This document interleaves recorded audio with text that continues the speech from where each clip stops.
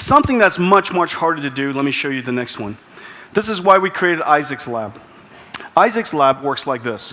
It's a holodeck, and this lab has several characteristics. First, it's photorealistic. And the reason that it has to be photorealistic is because everything that Isaac or the robot sees has to look like in the future when it's not in this virtual environment. So it has to look photoreal, it has to look like the real thing. The second thing is it has to obey the laws of physics. If it doesn't obey the laws of physics, then the things that it learns in this holodeck will not be true when it comes into the real world. It has to obey the laws of physics. Water has to behave like water. Touching something has to behave like touching something. Something heavy would be something heavy. Gravity would be simulated. Okay? And so it has to obey the laws of physics. The third is it has to have artificial intelligence. The artificial intelligence will come into the Isaac Lab in two ways. First way is through a virtual Jetson. The robot inside Isaac's Lab will run the software stack that will run on Jetson exactly as it was, exactly as it is. And that software is basically the brain of the robot.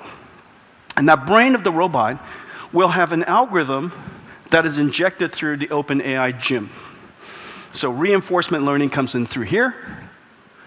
It runs on the virtual Jetson above.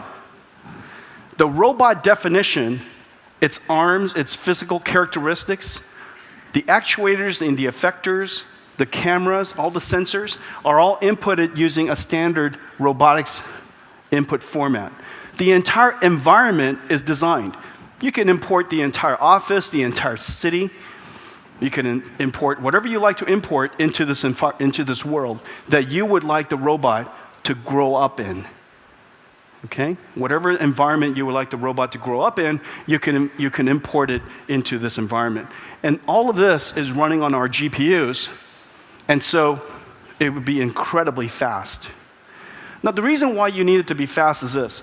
You want it to look like the real world, you want it to behave like the real world, but you don't want time. You don't want it to behave and limited by time. You want super real time so that your robot can learn through repetition as fast as possible. Okay? So this is the Isaac Robot Simulator. Let's show it to him. Titus, if we can just change. Titus, are you there? Okay, all right. So this is the robot simulating environment.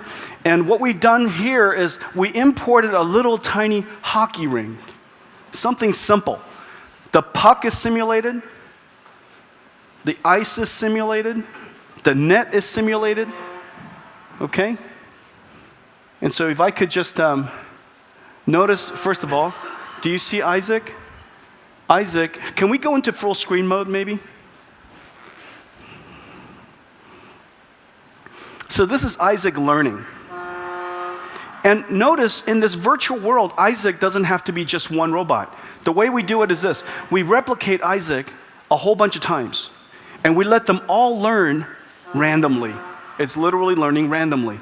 And once it starts randomly learning, it gets positive feedback every time it does something good. It gets negative feedback when it does something not as good. Okay? And so all of these robots are learning at the same time.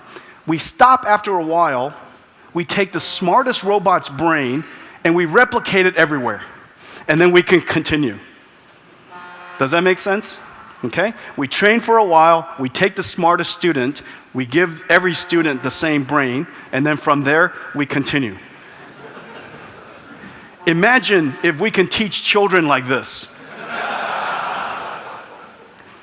This is incredible, right? So notice some of them are doing a pretty good job, some of them are not doing a very good job.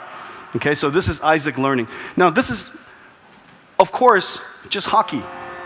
We could let Isaac learn almost anything. We also let Isaac learn how to golf. Titus, can we go to golf?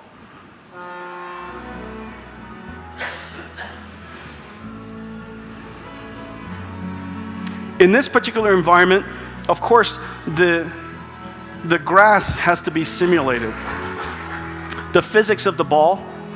Now, remember, We didn't show you the beginning of the simulation, but in the beginning, Isaac doesn't even know how to pick up the golf club.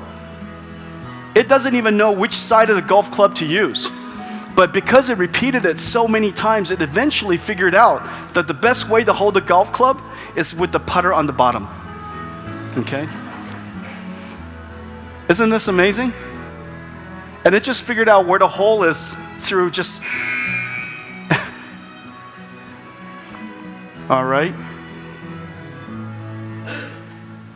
Is it going to go in? Is it going to go in? Go. Go. Isaac, you could do it. You could do it. Yeah. Good job. Next year we'll send, thank you, Titus. Next year we'll send Isaac to the Masters.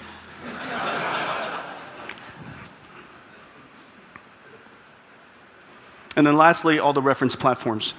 Remember what a robot is. A robot has basically 3 fundamental things. It has to have sensors. It has to reason. It has to have artificial intelligence. It has to understand what it sensed, create a world model, and reason about what to do. Artificial intelligence. And the third is apply motor skills. Applying motor skills is also an artificial intelligence problem.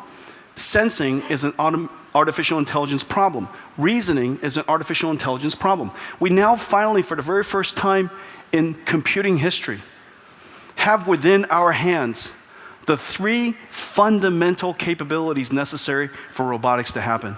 And of course, we also know that sensors are proliferating like crazy, and we now have all of the necessary capabilities to do so. Each one of these different robots have different sensor suites and different actuators. Some of the sensors are cameras, some of the sensors are LiDAR, some of the sensors are stereo camera, some of them are infrared. Okay, this doesn't really matter what kind of sensors you have. The reasoning is done on Jetson TX2, and the actuators, some of them are wheels and some of them are propellers. And so this is basically how it works. We created a processor, the most powerful processor the world has ever seen, Volta. We integrated into a system, the highest performance computing system the world has ever built with our partners. It's called HGX. A software stack on top called the NVIDIA GPU Cloud has all of the operating systems and all the frameworks and tools necessary to train networks.